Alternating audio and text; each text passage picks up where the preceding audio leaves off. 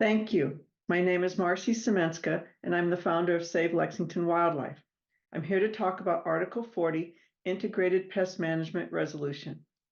This article addresses a very important topic that impacts not just our generation, but future generations. In Lexington, we are fortunate to live around so much green space. We are home to 1,400 acres of conservation land, over 50 miles of trails, a wooded National Historic Park, and various town parks and recreation properties. This is one of the reasons we love living here. With this amount of green space, we also get to live around a variety of wildlife, little animals such as chipmunks and squirrels and rabbits, but also groundhogs, raccoons, skunks, and possums, hawks and owls, and deer, fox, and coyote. Recently, there were even some bald eagles. These animals provide a lot of enjoyment, but more importantly, these animals keep the ecosystem in balance, like keeping rodents in check, and who doesn't want that? Unfortunately, the use of anticoagulant rat poisons are having disastrous effects on wildlife, especially those that eat rodents. Anticoagulant rodenticides, specifically those classified as second-generation anticoagulant rodenticides, SCARs for short, are powerful. A single dose can kill an animal. As the name implies, these poisons kill animals by preventing their blood from clotting, resulting in massive hemorrhaging and eventual death. Now, one might be okay with an unwanted rodent bleeding to death, but it is important to consider 3 points. First, it is an inhumane death whereby the animal dies over the course of days, bleeding to death internally and experiencing prolonged suffering. Second, these rodenticides are extremely dangerous to other wild animals, pets, and children. Finally, these poisons have become the go-to solution for rodent control and thus are pervasive. Let's start with the danger to other wild animals. Not only do other animals get into the bait stations, but poison rodents are easy prey to rodent-eating animals. Because these poisons don't really degrade, the poison gets transferred to the next animal up the food chain, thus creating a toxic food web. This secondary poisoning causes that animal to get sick and or die. This is what happened to the family of owls in Arlington, the famous bald eagle named MK, and the owl in Quincy Market. Perfectly healthy animals bleeding to death. These are not isolated incidents. In a report from the Wildlife Clinic at Tufts University, 96% of admitted birds of prey tested positive for SCARs. In a follow-up study, 100% of admitted red-tailed hawks tested positive for anticoagulant rodenticides.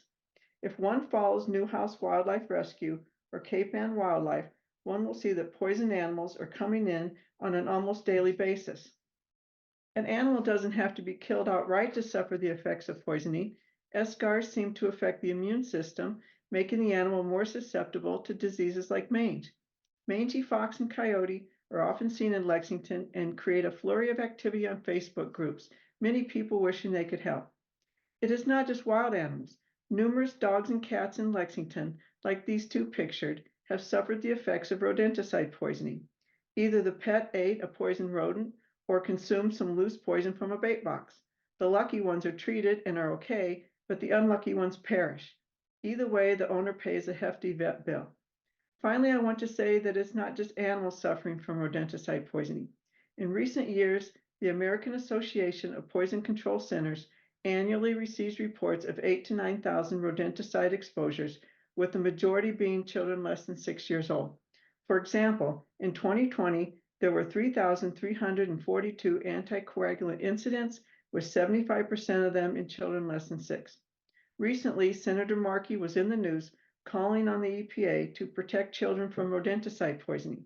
As I said before, these are potent chemicals. At this point, you might be asking yourself, are there alternatives to SCARs? And the answer is yes.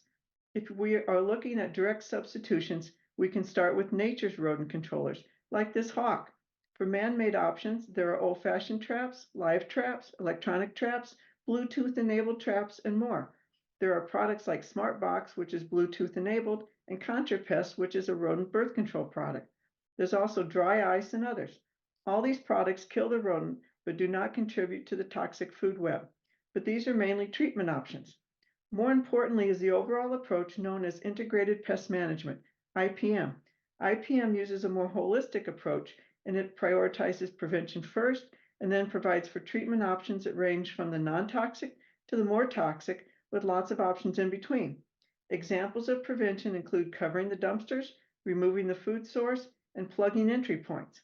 If prevention has failed, it moves to less toxic solutions like traps and dry ice. If there's a persistent problem, there are poison options that are not eschars. So we have a problem and we have readily available alternatives.